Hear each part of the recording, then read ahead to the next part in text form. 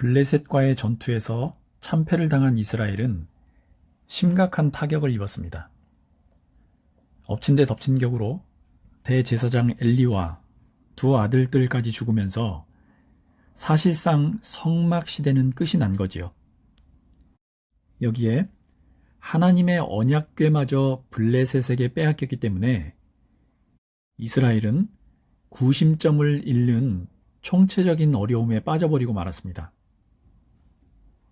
4장 마지막 부분에 엘리 제사장의 며느리가 아들을 낳으면서 그 이름을 이가봇, 영광이 떠나갔다 라고 지었다는 이야기는 이스라엘이 이제 완전히 하나님으로부터 버림을 받았음을 상징합니다. 그런데 오늘 5장과 6장에서는 또 다른 사건들이 일어납니다. 바로 이스라엘을 떠나 블레셋 땅에 들어온 하나님의 법궤가 옮겨지는 곳마다 그곳에 질병이나 심한 독종을 일으키게 된 겁니다. 빼앗아온 법궤를 아스돗, 가드, 에그론 이런 성읍들에 가져다 놓았는데 가는 곳마다 이런 일들이 일어난 겁니다. 오늘은 블레셋에 대한 하나님의 심판 이야기 그리고 법궤가 다시 이스라엘로 돌아오는 이야기를 조금 다루어 보겠습니다. 이스라엘은 전적으로 하나님의 통치를 통해 다스려지는 그분의 나라이어야 했습니다. 정의와 평화가 임하는 하나님 나라를 구현시키고 그 질서를 이방의 다른 곳까지 펼쳐 나가야 할 제사장 나라였지요. 그리고 그 중심에는 하나님의 약속, 이스라엘과 맺으신 계약이 있었습니다. 그리고 그 가시적인 증거가 곧 하나님의 언약궤였던 거지요. 이스라엘의 정체성을 상징하는 물건이었던 겁니다. 그런데 지난 전투에서 이들은 그 법궤를 단순히 전쟁에서 이기기 위한 부적처럼 여기고 활용하려고 했지요. 마치 주술이나 마술적인 힘이 있어서 가지고 나가기만 하면 승리를 보장해주는 도깨비 방망이처럼 여긴 겁니다. 하나님에 대한 신앙이 얼마나 부패하고 왜곡되었었는지를 보여주는 사건인 거지요. 이스라엘은 이런 불신앙으로 인해 전쟁에서 참패를 했습니다. 전투에서 아무런 힘도 발휘하지 않던 언약궤였지만 블레셋 사람들의 도시로 간 이후에는 전혀 양상이 달랐습니다. 이 블레셋 사람들이 하나님의 언약궤를 전리품으로 가지고 와서 자신들이 섬기던 다곤 신의 신당에 두었는데요. 고대 전쟁은 신들의 전쟁으로 여겨졌기 때문에 다곤이 여호와를 이겼다라는 증거가 되기도 했던 겁니다. 그런데 하나님의 법궤가 아스돗이라는 도시에 있던 다곤 신당에 들어가자 전혀 예상치 못한 일이 벌어졌습니다. 언약궤가 들어간 다음 날 다곤 신상이 하나님의 궤 앞에 쓰러져 있는 겁니다. 깜짝 놀란 이들은 신상을 들어 다시 세워 제자리에 갖다 놓았습니다. 그런데 다음 날도 똑같은 일이 벌어졌는데 전날보다 상황이 더 좋지 않았습니다. 이번에는 신상이 엎어져서 땅바닥에 얼굴을 받고 있었는데 머리와 두 팔목이 모두 부러져서 문지방 위에 나뒹굴고 몸통만 남아 있었던 겁니다. 이후에 이 도시 사람들에게는 악성 종양까지 생기게 되는데요.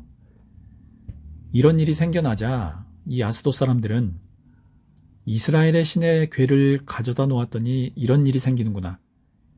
여기에 두지 말아야겠다면서 가드 땅으로 옮겨다 놓기로 합의를 합니다. 그런데 가드로 옮겨가자 이번에는 아스돗보다 더 심한 재앙이 내렸습니다. 이 성의 모든 사람들에게 어린아이나 노인 할 것 없이 악성 종양이 생기게 된 겁니다. 그래서 이번에는 하는 수 없이 법궤를 에그론이라는 도시로 보내는데요. 그런데 이미 앞선 두 도시에서 벌어진 일에 대해 들었던 이 에그론 사람들은 하나님의 법궤가 온다는 소식을 듣고는 큰 소동을 일으킵니다. 5장 10절입니다. 그러자 그들이 하나님의 궤를 에그론으로 보냈다. 그러나 하나님의 궤가 에그론에 이르렀을 때에 에그론 주민들은 아스돗 사람들이 이스라엘 신의 궤를 우리에게로 가져와서 우리와 우리 백성을 죽이려고 한다 하면서 울부짖었다. 이들의 걱정은 현실이 되었습니다. 적지 않은 사람들이 죽임을 당했고요. 살아남은 사람들에게는 악성 종양이 번졌습니다. 그 정도가 얼마나 심했던지 그들의 비명소리가 하늘까지 사무쳤다고 표현이 되어 있습니다. 11절과 12절입니다. 그래서 그들은 또 사람들을 보내어 블레셋 통치자들을 모두 불러 모아놓고 이스라엘 신의 궤를 돌려보내어 그 있던 자리로 돌아가게 하고 우리와 우리 백성이 죽지 않게 해주시오 하고 요청하였다. 하나님이 거기에서 그들을 그렇게 무섭게 내리치셨기 때문에 온 성읍 사람들이 죽을 지경에 이르러 큰 혼란에 빠졌다. 죽지 않은 사람들은 악성 종양이 생겨서 온 성읍에서 비명소리가 하늘에 사무쳤다.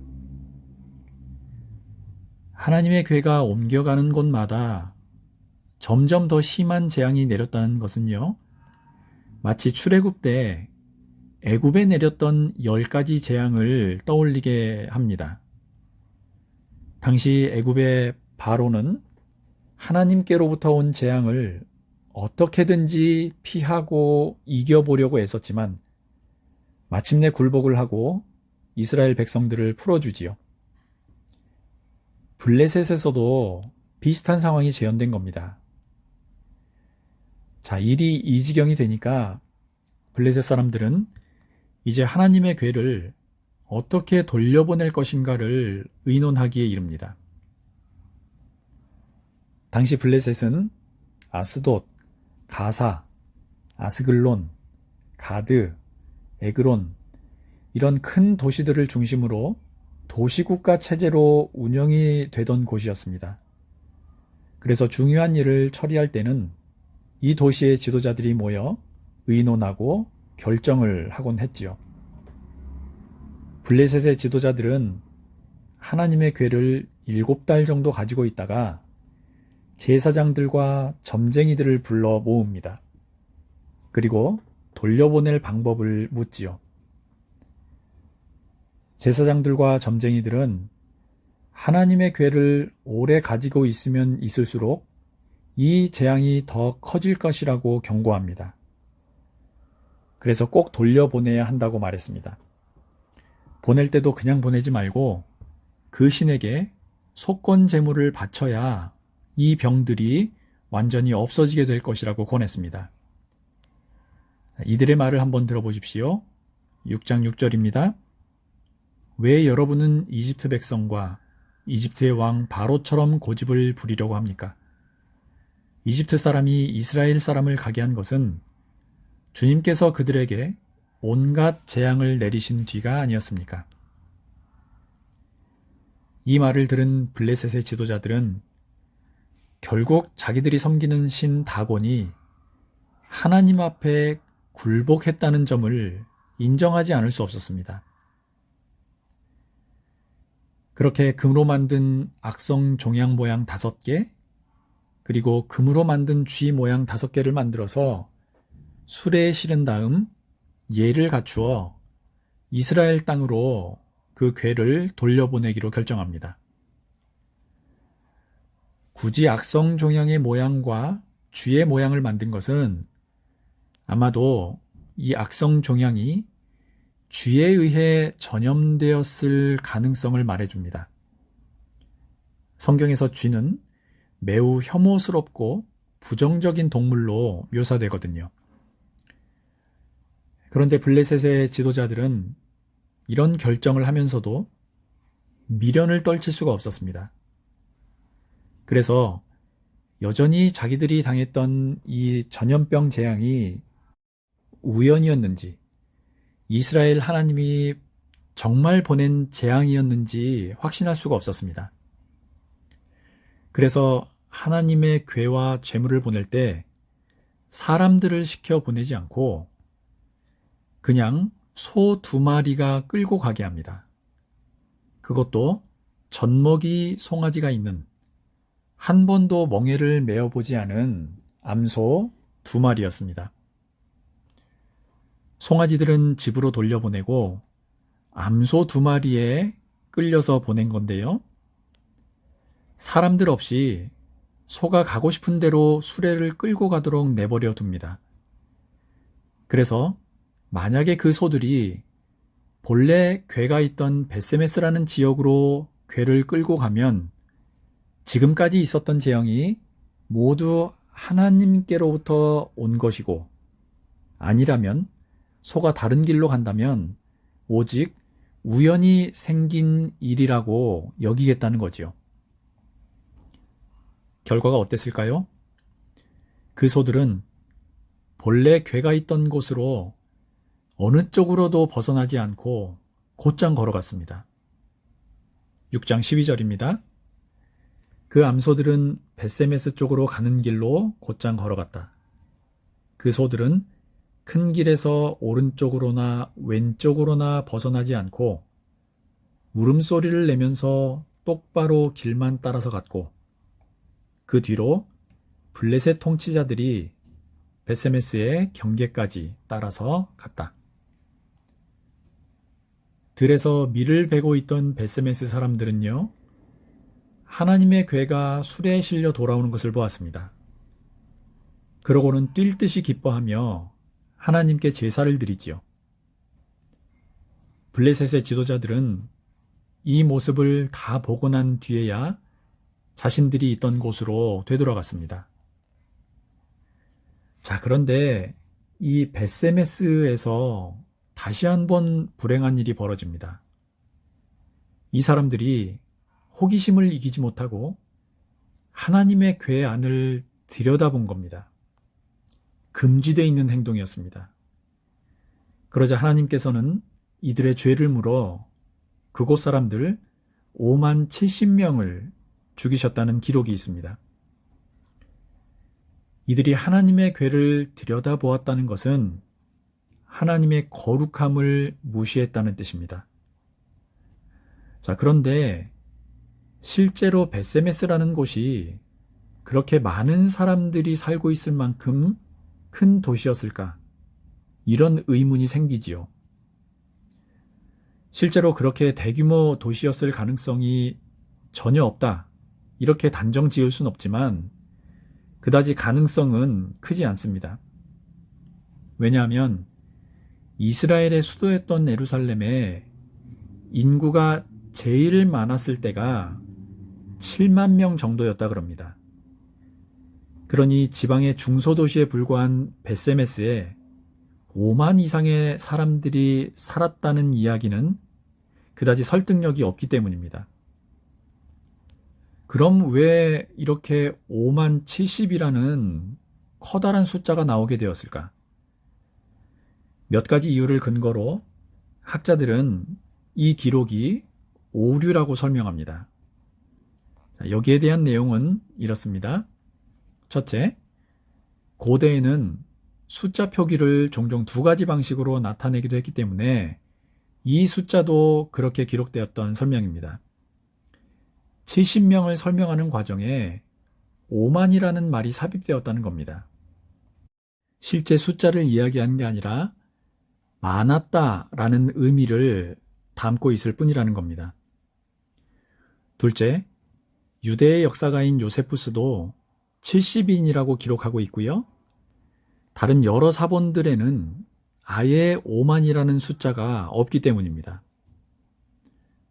셋째, 히브리어는 보통 숫자를 쓸 때 큰 숫자를 먼저 쓰고 나중에 작은 숫자를 쓰는 것이 관례인데, 그 숫자 사이에는 히브리어로 와우, 그리고 라는 접속사가 있어야 합니다. 그래서 5만 그리고 70인 이렇게 써야 하는데, 여기에는 그리고라는 접속사가 아예 빠져 있다는 거지요. 이것은 일반적인 숫자 표현이 아니라는 겁니다. 이런 여러 가지 근거들을 기초로 이 숫자에는 필사본, 그러니까 원본에서 여러 번 옮겨 적는 과정에서 생긴 실수라고 보는 거지요. 결론적으로 말씀드리자면 5만 70명이라기보다는 70명 정도로 해석하는 게 올바르다는 겁니다. 자, 그럼에도 이들은 당시 이 성읍에서 매우 중요한 위치에 있던 지도자급 인물들이었을 겁니다. 그러니 그 지역 주민들에게는 적지 않은 충격이었겠지요. 그래서 바로 기럇 여아림 사람들에게 사람을 보내어 언약궤를 그곳으로 모셔가 달라고 통보를 합니다. 자, 이렇게 해서 이제 하나님의 궤는 우여곡절 끝에 블레셋에 빼앗긴 지 7개월 만에 이스라엘 땅, 본래 있던 곳으로 되돌아오게 됩니다.